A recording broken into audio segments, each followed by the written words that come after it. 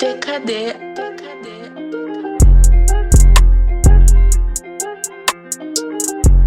There we go, episode 3, Whole Lotta Cash podcast. Today we got a very special guest. This is my brother, Seven. This man got a lot of insight, very worldly, been experienced some things. So it's an honor to have you on my platform here tonight, bro. All right, so let's talk about 2023 starting off taking Gangsta Boo about this thing. Like, that was crazy. That was unexpected. I just seen Gangsta Boo on Vlad TV not long ago, huh? First death of the year. I mean, the first so-called rappers, hip hop's artist death of the year. And shockingly, it starts in the beginning of the year. So that was for the South, that was big. But I mean, it was, rest in peace, Gangsta Boo. Like, you never know, man. You never know when death come calling your name, bro. Man, that's a fact. I grew up listening to Shorty. Like, she was like, on them that little 3-6 Mafia phase when she came through bucking with to the club up and all that other shit. I was coming of age. You know what I'm saying? Yeah. So it was kind of shocking to hear that she got took up out of here like that. And I don't know how she died. I ain't here to speculate. I don't think it was a violent death. I think it was, natural causes or something along those lines. But man, long live Gangsta Boo. You know what I'm saying? She definitely impacted my childhood. Rest in heaven, Gangsta Boo. Yeah, for sure.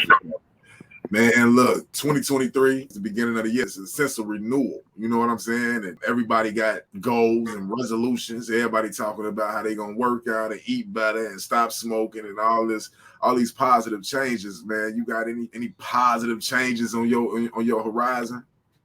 I think the beginning of the year is just a reminder, of revolution and evolution. Like those ideas of starting and stopping things, being habits or picking up, new things. Just I think it's just the reboot process as a human being that we've all been, kind of sort of programmed to be supposed to take place on. Hours after, December 31st. Right. As the years progress, though, it seemed like the world is decaying in many different aspects. 2023, back in the 90s, we thought we was gonna have flying cars and shit. You know what I'm saying? We get to 2023, we see the state of the world, we see how we, they swapping out basketball players for arms dealers. You know what I mean? Oh, no doubt. Does the state of the world, does it trouble you for the sake of your children, man? Does it trouble you for the sake of your grandkids, Or do you think this is the ebb and flow of time, right? So sometimes things are bad, but there will be an incline at some point. Or do you think, shit, we on a decline now, we going to hell in the handbasket, ain't no coming back?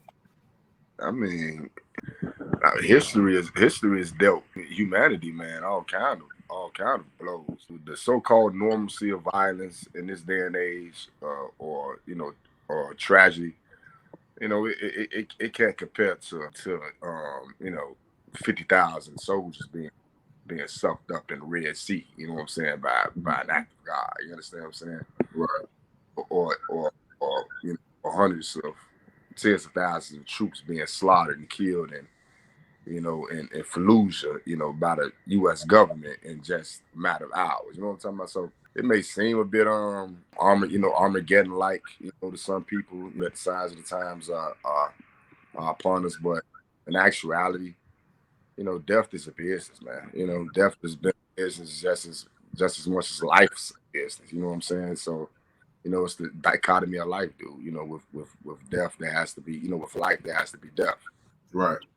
And ain't no way around it. So, I don't see any, I don't see anything peculiar around what's been happening, as far as the mass shoots and what's happening. It's violence beget violence. So, hey, that's the hair that America, has always had. So, unfortunately, that's the hand it's playing with. So, hey. I mean, with this awakening, though, that I'm sure people are more and more people are realizing what you just said. The violence that this country has perpetrated around the world, and it's chickens coming home to roost. That statement right there is what got Malcolm kicked out the Nation of Islam. You know what I'm saying? but it was all fact. You look at how this country has been moving around the world, the bombings, the famines that they've perpetrated on people, the economic crises that they've perpetrated on other countries. These are all things that now are at our doorstep, you know, and it's becoming imperative that niggas know how to grow. It's becoming imperative that niggas know how to hunt. You know what I'm saying? These grocery stores, like we seen a taste of it a couple years ago during the COVID times, right? It was shocking to me at that time, like walking in grocery stores and seeing just aisles and aisles bare, nothing on the fucking shelves. You know what I mean? People may not have began to grasp the concept of grocery stores not being an option. You know what I mean? All these luxuries that we tend to take for granted, we may wake up one day and they may not be available to us. Absolutely. So how prepared do you think the average person is, right? We're going to talk about within our community. How prepared do you think the average person is to be able to come out on the other side of what I just described? You're talking, you know, basic, you know, almost primitive survival skills that, you know, that the original men were, you know, had to, you know, be given signs by Yah in heaven in order to just make it through the next day, let alone, you know, for the next 10, 15, 20 years of their life. All right, so technical difficulties for a second. My bad, bro. You was in the middle of a very thought-provoking statement. I hope you remember where you was at. Back to a reference you made about, you know, America's chickens coming home to roost, and how that statement got Brother Malcolm made so much hot water with the nation. You know, I think that's when Kennedy got smoked. He said, yeah, exactly after Kennedy's assassination, where he made that statement. But it was crass in nature of one being a human being, you know. But as for anything social, political, or, you know, culturally speaking, hey, you hit the nail on the head. You understand what I'm saying? Like, and, you know, despite Kennedy's efforts to try to rectify, you know, a lot of the wrongs that you know his predecessors were making, not only, you know, in public view, but you already know, behind the scenes, and the families, you know, that exist, and, you know, the actual ones who manufacturing America and America's way of life. You know, I mean, you know, we could talk all day long about you know what's to come of America, but in essence, it's really about individuals in America, and you know, the perpetrators who have pretty much, you know, since centuries ago have taken America for hostage, because this land was, of course, we all know, visited, inhabited by men of color, people of color, and, you know, since the Europeans' invasion and their you know, in that setup, since its inception, it's been nothing but death. It's been nothing but it's been a lot of prosperity.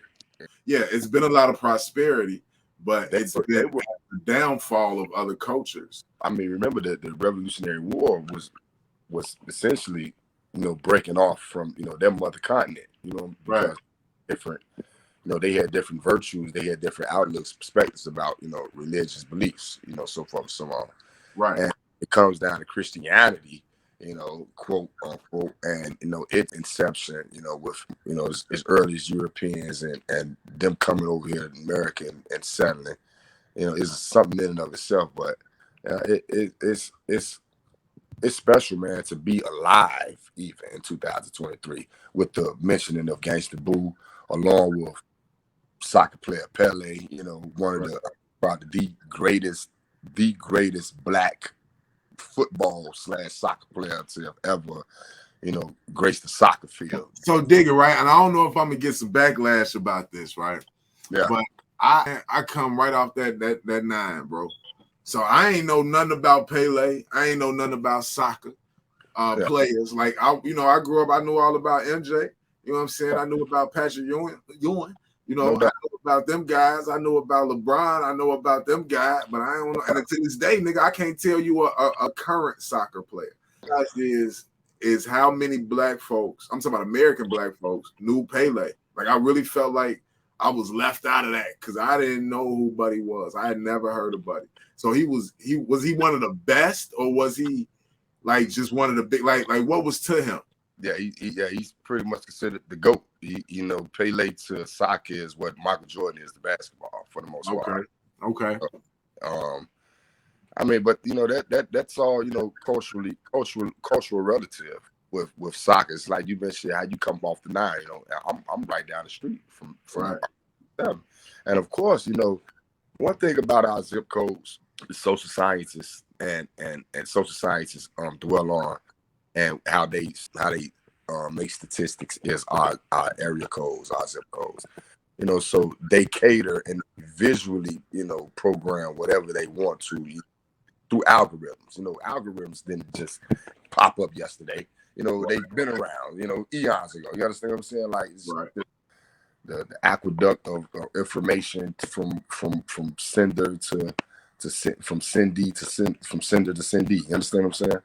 But like they want us to see, they wanted ghetto kids in black communities of black ghetto America to see basketball, to see football, as opposed to kids in Africa, actually playing football and not soccer, because TVs were rare, they were far and few between, they weren't too many TV, you know what I'm saying? So through this idiot box, American men did a great job, man. Like, just championing our heroes and catering us to believe who they felt, we needed to be championed by, a la Michael Jordan, a la Michael Jackson. That's where the difference in the filtering process. I'm saying though, but ain't that a cultural thing though? Pele, right? Niggas didn't know nobody else. But what nobody else from the hood, playing soccer, Right. Playing soccer, but the Bill Mikes, right? But at the same time, but S ain't them from right down the street, a couple of miles down the road, and Humble Park, know all about Pele. You understand what I'm talking about? Right, that makes sense, right? Yeah, because that's a sport that they grew up in. Like, yeah, but Pele, man, his death aside, who else? Queen Elizabeth. Right, you had Barbara Walters. She passed away too.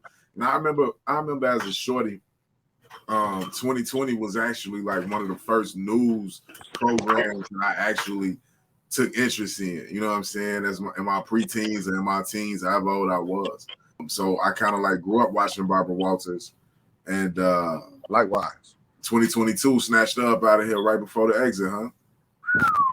Hey man, that was crazy for the journalism world, man. Yeah, she was a titan.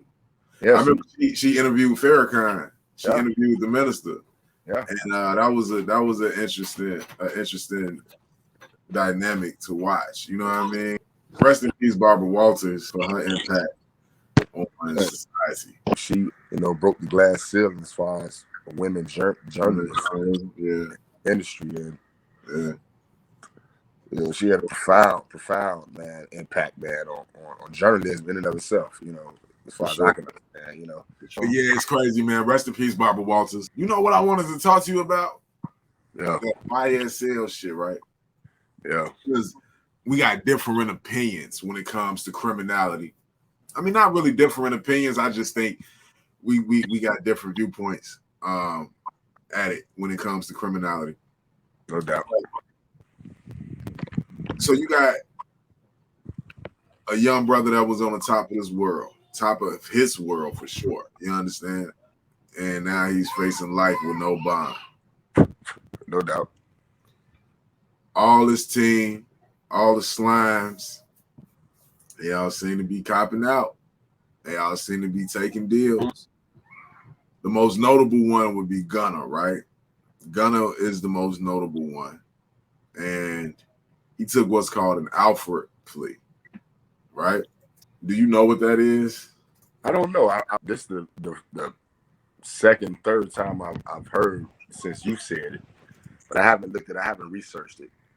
So please explain to me what the hell is it? In United States law, an alpha plea, also known as the Kennedy plea in West Virginia, is a guilty plea in criminal court whereby a defendant in a criminal case does not admit to the criminal acts and asserts innocence, but admits that the evidence presented by the prosecution would be likely to persuade a judge or jury to find the defendant guilty beyond a reasonable doubt.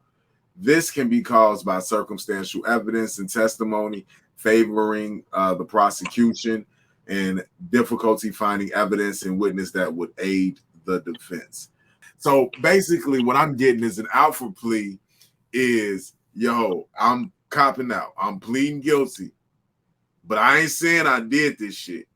But I do know the evidence that them people got, a bookmark go fast. So let me go ahead and take this and get up out the way. Now, to get this alpha plea, what they gonna have to do?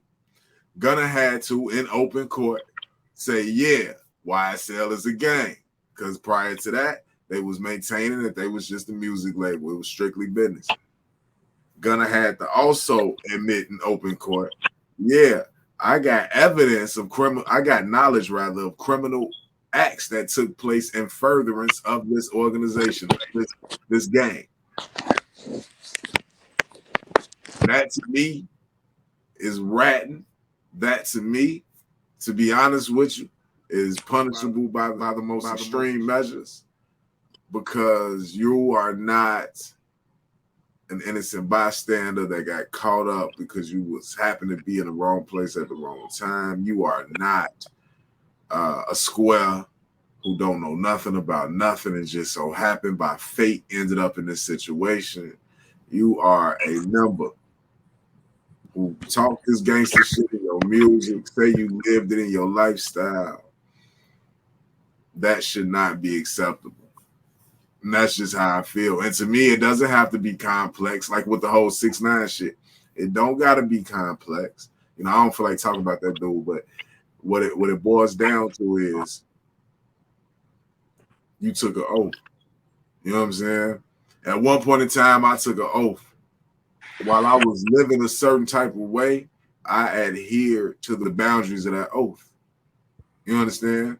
Going out of bounds would mean that I was breaking that oath. Dude, Gunna, the rapper, the businessman, the individual, because I understand he had a career. Now, I understand that he got kids and legal interests that he needs to tend to. I understand that. But if that's the case, then you should have separated yourself fully and completely from the illegal interests that you embroiled yourself in. So since you decided to stay entwined with that, when the drama come, you got to roll with it. There's no excuses for what he did with that alpha plea. Dude should still be sitting up in the county jail. I wholeheartedly agree with you. If you signed up for it. You signed up for it. And you know you're part and parcel, and you know you're active, then you should have been bound by what silence and secrecy and what other impositions that YSL's law bounded you by. It's like in any other organ, you can't be a member of the Security Exchange Commission. Now, I don't know if YSL law bound them, Joe. I've been hearing about these niggas been ratting since 2015, 14. Some nigga shot another nigga, and that nigga went to court on another nigga. Man, I done heard all type of shit come out about them niggas, bro. Be that as it may. If you're okay, you may not agree wholeheartedly with whatever stipulations that YSL and organization stipulate or impose on you. I mean, but you still have familial ties with these guys you're eating with. You understand what I'm saying? So in essence, you do have some measure of loyalty and duty, you understand what I'm saying, and honor amongst the thieves, you understand, that you rocking with. Now, in the words of the homie Malcolm that you referenced to earlier, you know, about chickens coming home to roost, you know, it's just the it's just the totality of pure ignorance and sloppy behavior by a bunch of young, dudes whose energy was misplaced and who didn't have counsel around them to give them direction and hey, it's sad when you got the M's, but you don't have the you don't have the team around you. You understand what I'm saying? Right, So right. You can have your lawyer, you can have your accountant, you can have your street team, you can have your assistants, but unless you have that, those people in your life who genuinely care and love for you, then things are bound to go awry. And Right. because those people aren't yes men. Those people, unfortunately, that's the only thing you rock with. When you typically are a yes man yourself. And I'm not saying nothing about Thugger being a yes man or Gunner being a yes man, but we don't have roots, man, and following anybody, man. You typically you're a poor leader as well. You understand what I'm saying? Right. When you grew up on the Nile, when you come from, where I come from, the structure was intact before it hit the fan and things came down for sure. Structure So, was intact. right. So you're actually familiar with you've been instilled, with blueprint. You've been under the tutelage of some heavy guys. You know what I'm talking about? And coming in Chicago's county jails. You know what I'm talking about? And up until 99, before AMS was built, guys was still men of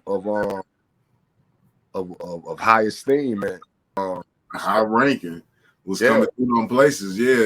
Now, motherfucker, hey, 1,000 pounds, because niggas don't know about Tams, bro. Yeah. Tams shut down now, ain't it? I don't know if Tams. Yeah, it's over with for Tams. It's over with for Tams. It's over with for Tams. Thompson, remember Thompson? Because I was in a joint when all this shit was going on with Thompson. They was supposed to be a Fed joint, but it's not a Fed joint. Illinois got it back, and I think that's their replacement for Tams. Like that's where they send all them guys of high esteem at Tams. So for those who don't know, Tams was a part of the IDOC, Illinois Department of Corrections prison system. I think it was in Southern Illinois, way deep down there in Southern Illinois. Yeah. And it was Florence ADX, except on a state level, right? I mean, they brought your showers to you, they brought your food to you. You never got a physical piece of paper for mail. Your mail came up like on a TV screen or some shit. I ain't never been there. I done rubbed shoulders with plenty of guys who, you know what I'm saying, had the unfortunate experience of going through that place, and they said it was hell on earth. So they shut it down here recently. I'm a definitely post right here. You're gonna see the year that they shut it down. I think when they shut that down, like I said, they opened up Thompson, and Thompson was supposed to be, the replacement for it. But Tams was about it, bro. But even then though, you know what I'm saying? Even after Tams though, I ain't gonna say no names on this public forum. But it was a few of them guys that came from, not just from the organization you and I might be familiar with, but from other organizations that was pretty high up there, that it came through them county jails still, got to IDOC and ended up in Stateville and went through the regular process. You know what I'm saying? Yeah. But just the whole, that's speaking on that YSL, the YSL stuff. Yeah. If you don't have a real backbone for what you indulge in, then you pretty much, man, there's a few stand-up dudes up in there with Thug though. I hear it's like 3 or 4 of them that turned over on them. And, they taking the trial like the song said, but it's unfortunate, for these dudes to admit any kind of, guilt or, to imply themselves being privy and aware of. The wording in the legality system is very important. Organization, can be used. I mean, but as far as RICO, we understand where it comes from. But lawyers are sharp, man, and lawyers are very sharp, and hopefully it's an outcome, coming from dude, where he could, come from up under it, come from up under unscathed. But at the same time, man, hey man, y'all in heaven, man, don't play, man. But So the one thing that I found interesting about this at this point was it's not even a secret. Like, it's not even like an inconspicuous tactic. Like, they brazenly letting everyone know that Thug is who they want. Yeah, no doubt. And so what they doing is, for these guys, is they giving them ridiculous cop-outs. They like, yeah, man, go and take this 15 years on probation. Yeah. But look, do this sawbuck. Once you do a sawbuck on probation, if you don't violate, we're going to let you off. Right. You know what I'm saying? And all that shit is attached to, I guess, something like an Alfred plea. It's probably not, they probably not all called Alfred pleas, but it's attached to some type of plea where if they called upon, they got to give up some information. You see what I'm saying? So the other day, I was watching this clip. Them two guys, I believe you was just referencing, they was in court. And they sat there and they told them dudes, like, man, yeah, we willing to give you 10, 15 years probation. However they worded, they broke it down, right? Then they said, so basically, because dude, Buddy had another case. And they was like, do Buddy got a no bond on that case? And he was like, no, if he could bond out on that case, but he got a no bond on this case or some shit. So he was like, basically, if he cops out today, he can go home today. Technically speaking, like, if he bonded out, he'd be able to go home today. And they was like, yeah. Like, I'd have been all through them courts. I ain't never heard nobody tell, like, the judge was like, you can go home today, right, nigga? You know what I'm saying? That ain't never been presented to me. Right. So they telling him, like, man, I think it was two of them. They telling them, like, man, y'all can go to the crib today. Right. As long as you go ahead and cop out, take this plea. Right. And Buddy and them turned it down. It was like, no, we straight. At the end of the day, them two niggas that everybody laughing at or saying they goofy or whatever, them some real niggas. And that's what's expected. You know what I'm saying? They not it looked ugly. It looked bad. Yeah. But so what, nigga? We was there with you when it was good, when we was popping bottles and fucking bitches and throwing money and going shopping and buying cars and living this lifestyle that we would have never fucking lived coming from the gutters of Atlanta. You understand? So you know what? It's bad right now. We in this jam right now. But we got you. We by your side. And them was the only niggas Thugger ever needed by his side. All them other niggas was just there for ride. And that's but it's too late now. It's too late to what they say, hindsight is 2020. Yeah. But no, I respected them little niggas. And I'm talking about, they made it sound good, bro. They in court, they making it sound good. Like, y'all can go home today. You know what I'm saying? What's up? Like, under the devil walking with Ye Shore, telling him, look at all this shit. This is all yours. You can have it. You can have it. You know what I'm saying? Under that act. And that's how it felt when I was looking at it. You know what I'm saying? Mm-hmm. Nigga said, I'm straight. I don't want that. Right. You know what I'm saying? They stood on it. And that wasn't nothing but respect. Mm-hmm. But at the end of the day, and I'm not a fan of Thugger. I ain't got none of his music downloaded on my, devices. You ain't gonna catch him in my playlist or nothing. But I hate to see it. I just really hate to see us fall on our face. Cadê?